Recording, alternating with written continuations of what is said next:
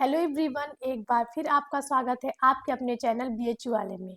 तो आज हम लोग दिल्ली सल्तनत के इस लास्ट वंश यानी कि अंतिम वंश जो है कि बात करेंगे, जो कि सैयद और लोदी वंश थे। ठीक है, दिल्ली सल्तनत के इन दो अंतिम वंशों के ऊपर बात करेंगे, जो कि पिछले वीडियो में हमने गुलाम, खिलजी, तुगलक देख चुका था। ये सारे तुर्क वंश थे, जितने भी वंश थे ये सारे तुर्क थे। और आज हम लोग बात करेंगे सैयद और लोदी, जो कि तुर्क नहीं थे। ठीक है, तो इनके ऊपर बात करेंगे। बहुत छोटा टाइम पीरियड है, 1414 से 1526, जिसमें सैयद का टाइम पीरियड 1414 से लेकर आपका बहुत छोटा सा पीरियड है। और इसमें हम लोग देखेंगे बहुत सारे शासक आते हैं, बहुत सारे नहीं है, 2-3 शासक है। 1491 है। ठीक, वही लोधी वंश का बात करें 1451 से लेके आपका 1526 है। ठीक, तो इसके ऊपर हम लोग बात करेंगे। इसमें बात करें सैयद में आपके, तो सैयद में शासकों की अगर बात करें तो यहाँ पे आपको बता देते हैं, इससे पहले भी वीडियो में कई बार जिक्र हुआ है। तो यहाँ पे सबसे पहला खिज्र खां का नाम आएगा। खिज्र खां जो इस वंश का संस्थापक होता है। उसके बाद हम लोग देखेंगे मुबारक शाह आएगा। मुबारक शाह, ठीक है। इसके बाद आपका मोहम्मद शाह आएगा। ठीक है, मुबारक शाह का भाई फरीद खां होता है, उसी का बेटा ये मोहम्मद शाह। और अंतिम शासक आलम शाह होता है। ठीक, इन 4 शासकों के बारे में पढ़ना है, जिनसे बहुत कम क्वेश्चन पूछे जाते हैं। ज्यादातर क्वेश्चन जो अगर पूछते हैं तो खिज्र खां और थोड़े बहुत क्वेश्चन मुबारक शाह से होते हैं। बहुत कम इनसे क्वेश्चन पूछे जाते हैं। तो आज हम लोग सिर्फ मुख्य बातों के ऊपर ही बात करेंगे, कुछ प्रमुख बिंदुओं के ऊपर। वही लोधी वंश की बात करें तो इसमें भी हमें गिने चुने सिर्फ 3 शासक की बात करनी है। और वो है इसके संस्थापक बहलोल लोदी। बहलोल लोदी, और बहलोल लोदी के पुत्र हैं सिकंदर लोदी। सिकंदर लोदी, और वही देखेंगे सिकंदर लोदी के 2 पुत्र होते हैं, जलाल खां और इब्राहिम लोदी। तो जलाल खां जौनपुर में शासन करते हैं और इब्राहिम लोदी शासन करते हैं। तो हम लोग इब्राहिम लोदी की ही बात करेंगे। इब्राहिम लोदी से क्वेश्चन पूछे जाते हैं। और दिल्ली सल्तनत के पूरे ये अंतिम शासक होते हैं इब्राहिम लोदी। ठीक है, और अंतिम वंश लोदी वंश है। तो आज हमारा पूरा जो बातचीत होने वाला है, जो प्रमुख टॉपिक है, इसी के ऊपर है। और इस तरह से हम लोग दिल्ली सल्तनत को कंप्लीट कर चुके हैं। हमने गुलाम वंश हमने अरब तुर्क देख लिया, गुलाम वंश देख लिया, सैयद और गुलाम वंश देख लिया, खिलजी देख लिया, तुगलक देख लिया। अगर आपने वो वीडियो नहीं देखे हैं तो आप मिडवल हिस्ट्री के प्लेलिस्ट में देखकर जाकर देख सकते हैं बीएच वाले चैनल पे। अगर आप चैनल से नए जुड़े हैं तो आप जो है कि चैनल को सब्सक्राइब कर सकते हैं। और जो अगला वीडियो होगा वो हमारा दिल्ली सल्तनत का प्रशासन और विजयनगर और बहमनी से होगा। तो चैनल से जुड़िए बिल्कुल, और आपको ऐसी वीडियो मिलती रहेंगी। चलिए आज के टॉपिक के ऊपर बात करते हैं। तो आपको हमने बताया कि आज हम लोग बात करने वाले हैं सैयद वंश के ऊपर। ठीक है, सैयद वंश जिसका टाइम पीरियड 1414 से 1451 ईस्वी है। ठीक है, एडी है। और ये एकमात्र दिल्ली का शिया वंश था। ये अपने आप को क्या मानते थे? शिया मानते थे। याद रखिएगा, जो दिल्ली सल्तनत के सैयद थे वो अपने क्या क्या थे? शिया थे। और ये अपने आप को पैगंबर साहब, ठीक है, पैगंबर मोहम्मद साहब, पैगंबर के वंशज मानते थे। किसके वंशज? पैगंबर के वंशज मानते थे। लेकिन ये कभी इन्होंने स्पष्ट नहीं किया, इसमें काफी मतभेद है। ये बताए नहीं कि कैसे, ये किस तरह से जो है कि इनके वंशज हैं। लेकिन ये अपने आप को बताते हैं कि हम लोग पैगंबर मोहम्मद साहब के वंशज हैं। ठीक है, तो पहला तो ये सिया थे, एकमात्र दिल्ली सल्तनत का सिया वंश था। और ये अपने आप को किस वंश के मानते थे? सैयद वंश का। ठीक है, इनका टाइम पीरियड देखें तो इन्होंने कुल कितने 37 वर्ष तक, 37 ईयर्स तक इन्होंने शासन किया है। ठीक है, कुल कितने वर्ष तक? 37 साल तक इन्होंने शासन किया। और इस समय देखेंगे धीरे धीरे सत्ता काफी कमजोर होने देखने को मिलती है, यानी कि विकेंद्रीकरण की प्रवृत्ति भी हमें देखने को मिलती है। डिसेंट्रलाइजेशन की प्रवृत्ति हमें यहाँ पे देखने को मिलती है। चलिए, तो यहाँ पे हम लोग देखेंगे। अब बात करते हैं कुछ शासकों के बारे में। बात किया है, जो संस्थापक है वो है खिज्र खां। उसके बाद मुबारक शाह शासक बनेंगे। और मुबारक शाह के भाई के जो बेटे होते हैं, इनके भाई होते हैं, भाई का क्या नाम होता है यहाँ पे लिख देते हैं, भाई फरीद खां। ठीक है, फरीद खां के ये दोनों बेटे होते हैं। ठीक है, अब मोहम्मद शाह इनके बेटे होते हैं। और फिर ये शासक बनते हैं तीसरे और चौथे। सबसे अंतिम शासक आलम शाह जो है कि गद्दी को त्याग देते हैं। और अंतिम शासक भी यही होते हैं बहलोल लोदी के पक्ष में। ठीक, तो अब बात करते हैं खिज्र खां के ऊपर। ठीक है, तो सैयद वंश का ये क्या है? Founder of Syed dynasty. ठीक है, यहाँ पे हम लोग देखेंगे जब तैमूर लंग आता है 1398, हमने पिछली वीडियो में बात की, जब तुगलक वंश के एक शासक के ऊपर बात कर रहे थे, नसरुद्दीन के ऊपर, उसके समय में तैमूर नामक एक आक्रमण होता है। तैमूर जो है कि भारत पर आक्रमण करता है और ये देखेंगे बहुत ज्यादा कत्लेआम मचाता है, लूटपाट करता है बहुत ज्यादा। इसके बारे में हमने काफी अच्छे से बात की। और यहाँ देखेंगे जब तैमूर आता है भारत पे आक्रमण करने, तो इसकी जो है कि सहायता खिज्र खां करते हैं, और खिज्र खां से खुश होकर ये क्या करते हैं कि खिज्र खां को लाहौर, ठीक है, मुल्तान, लाहौर, मुल्तान और जो है कि दीपालपुर, ठीक है, यहाँ की जागीरें इसको सौंप देता है। जो तैमूर जीतता है यहाँ की जागीर किसको सौंपता है, यहाँ की जागीर खिज्र खां को सौंप कर वो वापस चला जाता है। और फिर देखेंगे यहाँ पे सही खिज्र खां यहीं तक सीमित नहीं होता है, फिर ये आगे यहाँ पे देखेंगे दिल्ली सल्तनत पर भी कब्जा करता है। उस समय देखेंगे दौलत खां जो लोधी होता है वो धीरे धीरे दिल्ली सल्तनत पे कब्जा करना चाहता है, लेकिन उसको हराता है और खिज्र खां फिर सैयद वंश की स्थापना करता है। तो इस तरह से हमने देखा कि सैयद वंश की स्थापना कैसे होती है, ठीक है। और खिज्र खां को देखेंगे सैयद की उपाधि, यहाँ पे हम देखें खिज्र खां को सैयद की उपाधि कौन देता है, सैयद की उपाधि जो है कि देते हैं आपके बुखारा के जो होते हैं शेख जलालुद्दीन, ठीक है, बुखारा के शेख जलालुद्दीन इसको सैयद की उपाधि देते हैं, दीन, ठीक। और ये जब शासक बनता है तो यहाँ पे आपको हमने देखा कि जब ये शासक बनता है तो ये किसी शासक का टाइटल, सुल्तान का टाइटल ना लेता है, बल्कि क्या लेता है, रैयत आला, ठीक है। रैयत मतलब किसान होता है, किसानों का मतलब आला या फिर एक तरह से सहायक, ठीक है। रैयत आला की उपाधि धारण करता है, याद रखिएगा, रैयत आला की उपाधि ये धारण करता है खिज्र खां, ठीक है। बहुत बार पूछता है और ये आपका PYQ रह चुका है। संस्थापक याद रखिएगा, शासकों का कालक्रम याद करिएगा, और याद रखिएगा इसने कौन सी उपाधि धारण की। कुछ क्वेश्चन ये जो है कि फिक्स है। तो इसने कौन सी उपाधि धारण की, रैयत आला की उपाधि धारण की, जब ये सत्ता को ग्रहण करता है। किसके, तैमूर के सहयोग से जब ये सत्ता ग्रहण करता है तो ये रैयत आला की उपाधि धारण करता है। आपको ने बताया कि दिल्ली पे किसको, दौलत खां को हटाता है, और फिर जब सत्ता बनता है तो रैयत आली की उपाधि धारण करके ये संतुष्ट रहता है।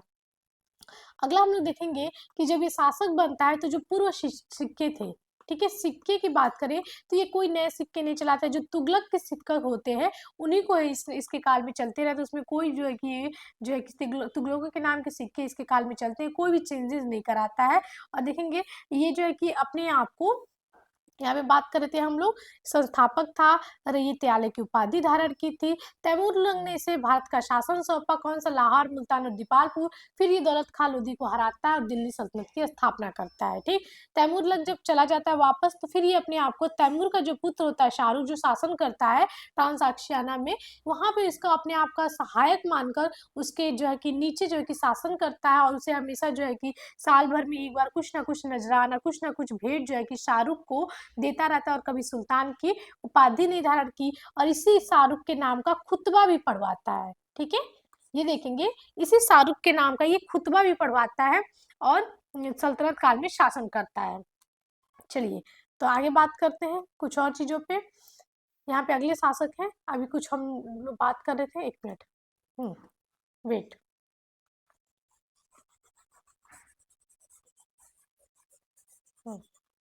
तो इसके बारे में जो चीजें थी, रैयत आला उपाधि धारण करता है, पूर्व सिक्के वैसे तुगलक काल के सिक्के इसके काल में चलते हैं, शाहरुख के अधीन खुतबा पढ़वाता है, उसे कुछ ना कुछ नजराना देता है, और उसी के नाम से जो है कि सत्ता को ग्रहण करता है और शासन जो है कि चलाता है, ठीक है।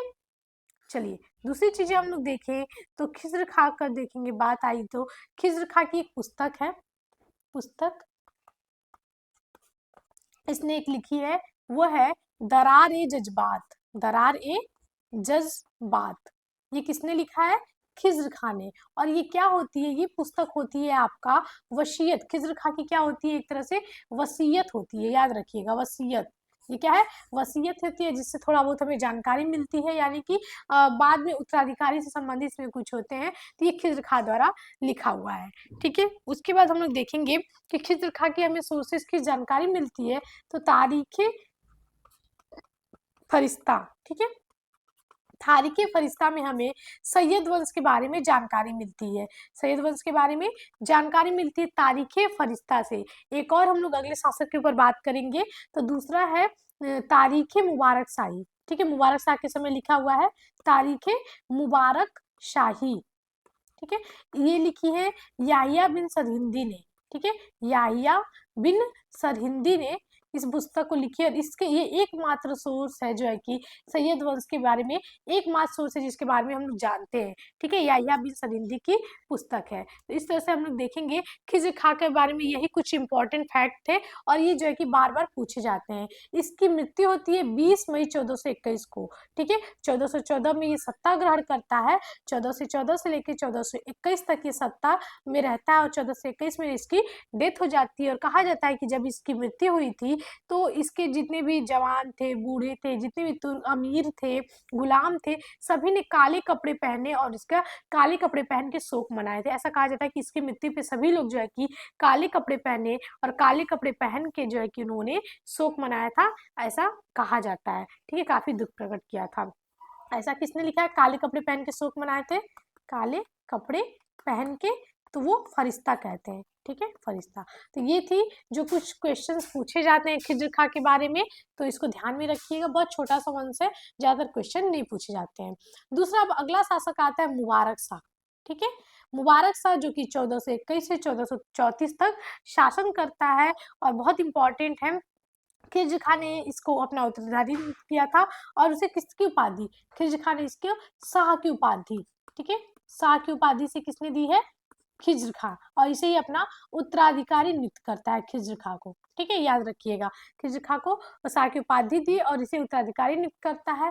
ये देखेंगे यमुना के किनारे मुबारकाबाद बसाता है, जो कि बहुत बार पूछा जाता है, settled on the banks of Yamuna, और इसने याहिया बिन सरहिंदी को संरक्षण दिया अपने दरबार में। और एकमात्र सोर्स है जो कि सैयद वंश के बारे में विस्तार से चर्चा करता है, वो है तारीख मुबारक शाही, जो कि याहिया बिन सरहिंदी की है। और ये मोस्ट रिपीटेड क्वेश्चन है जो कि कई बार जो है कि आपके एग्जाम में पूछे गए हैं, ठीक। कुछ और चीजें हम लोग देखें तो इसने जो है कि पहले जो सिक्के होते थे, जो तुगलक के पूरे सिक्के थे जो खिज्र खां में थे, उसको क्या कराता है, तुगलक सिक्कों को बंद कराता है। इसके टाइम पीरियड में ये जो महत्वपूर्ण कार्य करता है, जो खिज्र खां ने तुगलकों को सिक्कों को रहने दिया था, इसने उन सिक्कों को बंद करा दिया, ठीक है, तुगलकों का नाम हटा दिया और स्वयं को किसका, नायबे अमीरुल मोमिन की घोषित किया, ठीक है। अब अपने नाम के सिक्के इसने चलाए थे, ठीक है, नायबे अमरीन मोमिन नाम की उपाधि ग्रहण की और अपने नाम के सिक्के चलाए, अपने नाम का खुतबा पढ़वाया, ठीक है, जब वो शाहरुख का पढ़वाया था, ये अपने नाम का खुतबा पढ़वाता है मुबारक शाह। यानी कि ये जो है कि सल्तनत का शासक, सल्तनत की उपाधि धारण करता है, सिक्के चलाता है और खुतबा पढ़ाता है, ठीक। देखेंगे यहाँ पे इस मुबारक शाह की मृत्यु कैसे होती है, तो 1434 में क्या होता है, 1434 में इसकी हत्या कर दी जाती है, क्या की जाती है, हत्या कर दी जाती है। और इसकी हत्या करता है मलिक सरवर उल मुल्क, ठीक है, मलिक सरवर एक हिजड़ा होता है, मलिक सरवर, ठीक है, ये जो है कि इसकी हत्या कर देता है, ठीक है, याद रखिएगा, मुबारक शाह की हत्या कर देता है। इसका वजीर होता है, कौन होता है, इसका वजीर, इसका हत्या कर देता है। और अगला शासक बनता है आपका मोहम्मद शाह, ठीक है, इसके बाद बनेगा मोहम्मद शाह शासक। मोहम्मद शाह, इससे ज्यादा उतने ज्यादा क्वेश्चन पूछे नहीं जाते। ये जो है कि मुबारक शाह के भाई का पुत्र होता है मोहम्मद शाह, और उसके बाद अंतिम शासक जो है कि अलाउद्दीन आलम शाह बनता है, ठीक है। ये जो मलिक सरोवर होता है, याद रखिए, पूछा जाता है, ये हिंदू से मुसलमान बना था, मलिक सरोवर जिसने हत्या की थी, ये हिंदू से मुसलमान बनता है, मुसलमान बनता है, ठीक है। चलिए, अब अगला शासक मोहम्मद शाह बनता है, जो कि 1434 से आपका शासन करता है 1445, और 1445, और अलाउद्दीन जो लास्ट शासक है वो शासन करता है 1445 से 51। इनसे उतने ज्यादा क्वेश्चन नहीं पूछे जाते हैं, लेकिन थोड़े बहुत इनसे भी क्वेश्चन पूछे जाते हैं, ज्यादातर क्वेश्चन इससे नहीं पूछे जाते हैं, ठीक है। मोहम्मद शाह शासक बनता है, जो कि ये फरीद खां का बेटा होता है, आपको बताया था हमने, मुबारक शाह का भाई होता है, ठीक। और इसने, इसके बारे में है कि इसने जो है कि बहलोल लोदी को अपना पुत्र कह के पुकारा था, बहलोल लोदी को ये अपना पुत्र कहता था, क्या कहता था, अपना पुत्र कहता था, ठीक है, याद रखिएगा। खाने जाए या फिर खाने खाना की उपाधि भी दिया था उसको, और बहलोल लोदी को पुत्र कह कर पुकारता था। और इसने मोहम्मदाबाद नगर की स्थापना की थी। एक वेट, एक स्लाइड ऐड करते हैं, कुछ चीजें ऐड कर लेते हैं। हम्म मोहम्मद शाह ने आपका मोहम्मदाबाद नगर बसाया, मोहम्मदाबाद बाद। वही मुबारक शाह का आपने हमने बताया कौन सा नगर बसाया था, ठीक है। तो इसने मोहम्मदाबाद नगर की स्थापना की थी। इससे बहुत ज्यादा फैक्ट नहीं पूछे जाते हैं और इसकी 1445 में मृत्यु हो जाती है, ठीक है। अब लास्ट रूलर जो बनता है वो आपका आलम शाह है, ठीक है, आलम शाह। और ये इसका अलाउद्दीन आलम शाह इसका पुत्र होता है और ये देखेंगे एक तरह से अयोग्य और बहुत दुर्बल शासक होता है। और जब इसके वजीर क्या होता है, इसका एक कथा मतलब कि एक कहानी है कि इसके वजीर जो होता है हमीद खां, इससे झगड़ा हो जाता है, ठीक है। हमीद खां से जब झगड़ा हो जाता है, इस झगड़े से देखेंगे बहुत गुस्सा होगा, रूस का चाहे जो भी कह सकते हैं, ये बदायूं चला जाता है और बदायूं से ही संतुष्ट होता है और इसके बाद शासक बनता है आपका बहलोल लोदी। एक नए वंश की स्थापना होती है, लोदी वंश, ठीक है। स्वेच्छा से जो है कि बहलोल लोदी के पक्ष में गद्दी सौंप देता है, बहलोल लोदी को ये गद्दी सौंप कर अपने बदायूं चला जाता है और इस तरह से लोदी वंश की स्थापना होती है और ये बदायूं में ही अपना जो है कि राजपाट करता है। तो इस तरह से अलाउद्दीन आलम शाह 1445 से जो है कि 50 तक या फिर 51 तक के लिए शासन करता है और इस तरह से ये कहता है अपने आप को कि मैं बदायूं के परगने से ही संतुष्ट हूँ और साम्राज्य तुम्हें दे रहा हूँ, ठीक है। ये जो है कि दिल्ली बुलाता है बहलोल लोदी को और उससे कहता है, ठीक है। तो ये इस तरह से देखेंगे सैयद वंश के जो है कि खत्म हो जाता है, एक नए वंश की स्थापना होती है। बहुत छोटा सा वंश है, बहुत ज्यादा क्वेश्चन नहीं पूछे जाते हैं, कुछ कुछ क्वेश्चन पूछे जाते हैं जैसे याह्या बिन सरहिंदी का किसने स्थापना की, क्या ज्यादा से ज्यादा आता है तो कालक्रम लगाने के लिए आता है। तो इस तरह से सैयद वंश कंप्लीट हुआ।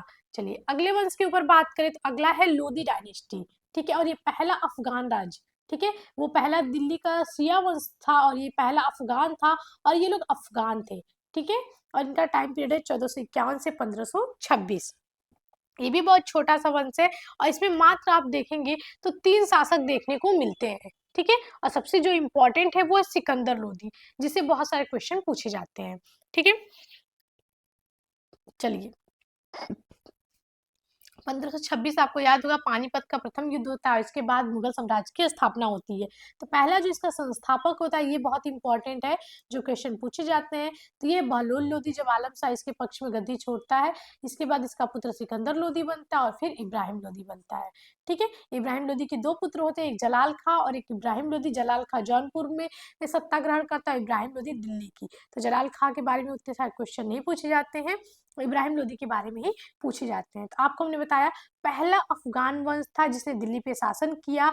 और देखेंगे जो आरपी त्रिपाठी हैं, इतिहासकार आरपी त्रिपाठी, कभी कभी क्वेश्चन पूछता है, बस आपको बता दें इससे क्वेश्चन पूछा नहीं है, लेकिन इन्होंने लोधी वंश को क्या कहा है, संघ राज्य बोला है, ठीक है। इसको क्या बोला है, संघ राज्य की संज्ञा दी है आरपी त्रिपाठी ने लोधी वंश को, ठीक है। इस वंश की स्थापना किसने की थी, इस वंश का संस्थापक था वो बहलोल लोधी था। Founder of this dynasty is Bahlol Lodhi. सबसे इंपॉर्टेंट ये पूछता है इससे ज्यादा।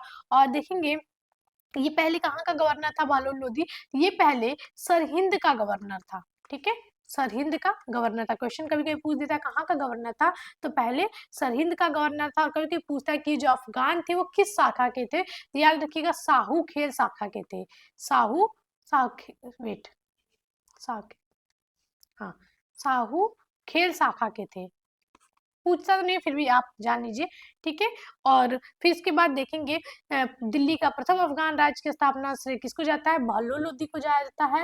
और इसने एक सिक्का जो है कि जब सत्ता ग्रहण किया तो एक सिक्का चलाया था, क्या था, बहलोली सिक्के, ठीक है। इसने एक सिक्का चलाया था जिसका नाम है बहलोली सिक्के और ये आपका तांबे का सिक्का होता है। किसका, तांबे का। बहलोली सिक्के का पूछ दिया कितने सिक्के होते, बहलोली सिक्के, तो ये तांबे का होता था।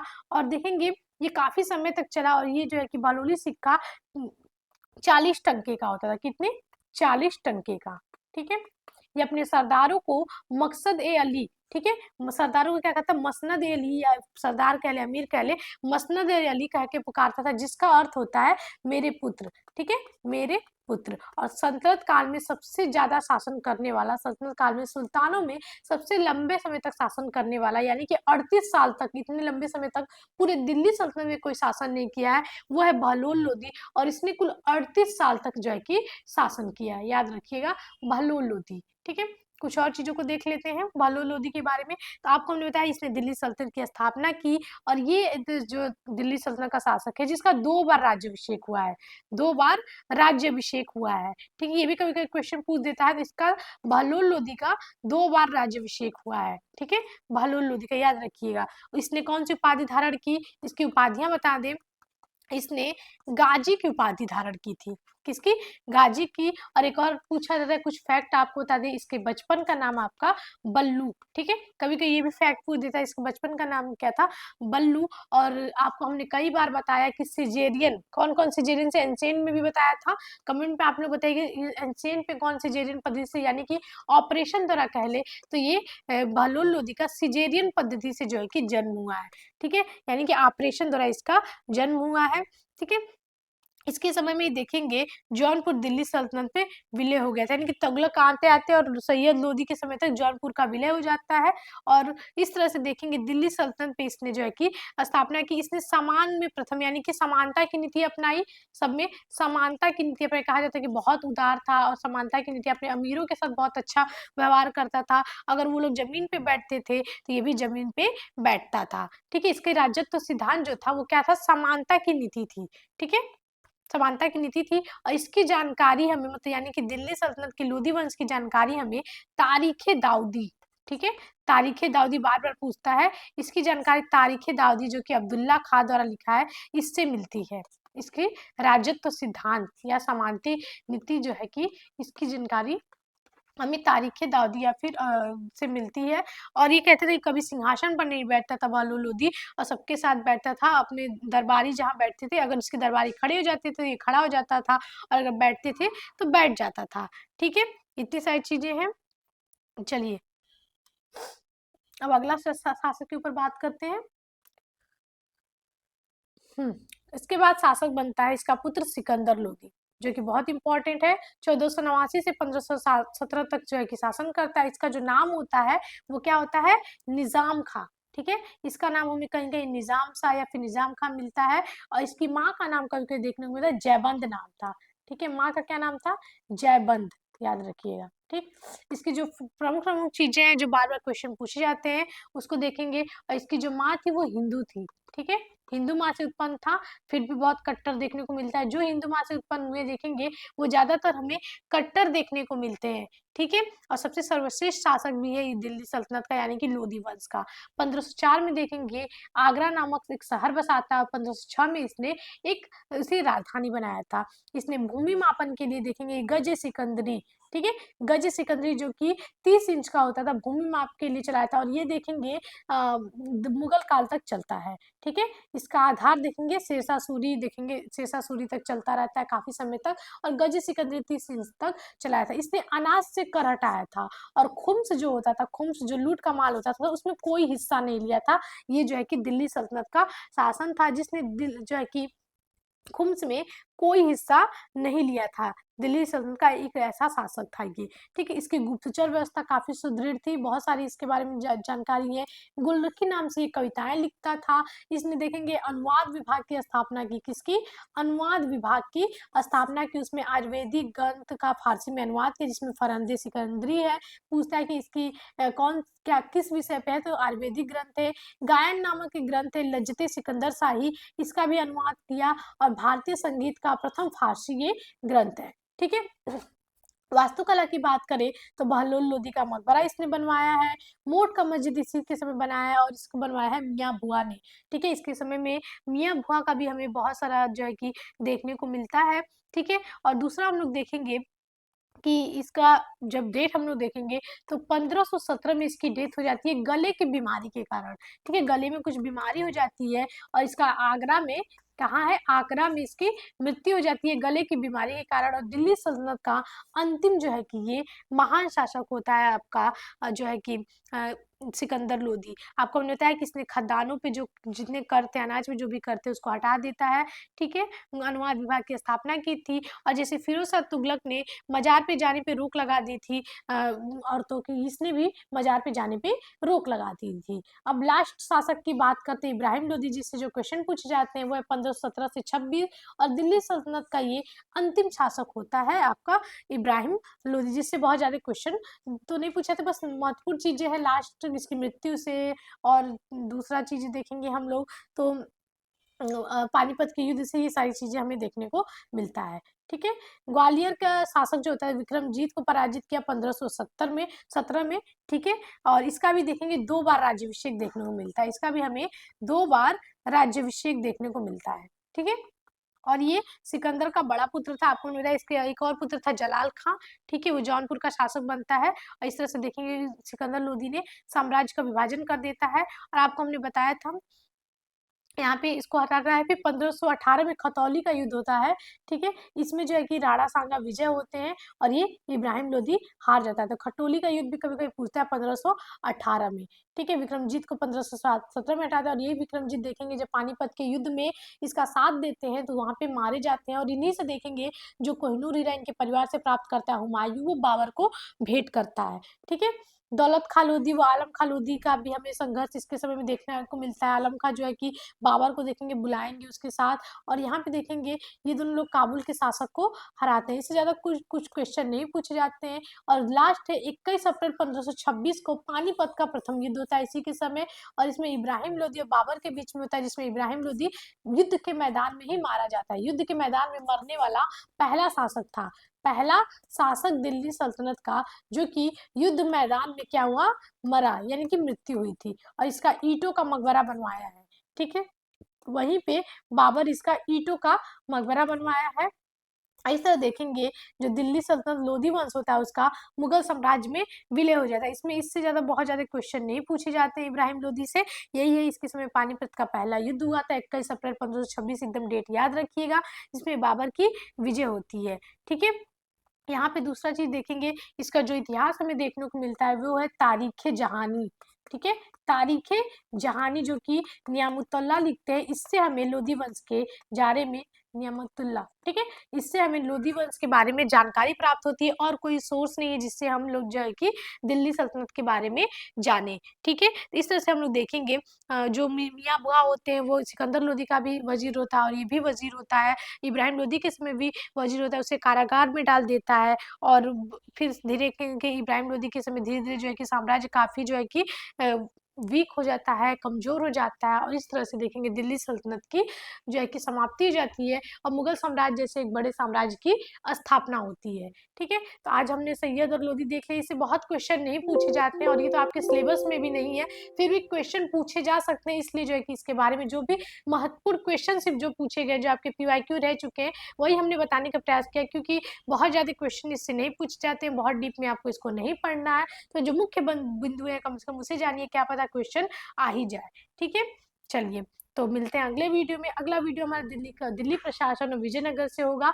तो मिलते हैं अगले वीडियो में। आप सभी का बहुत बहुत धन्यवाद।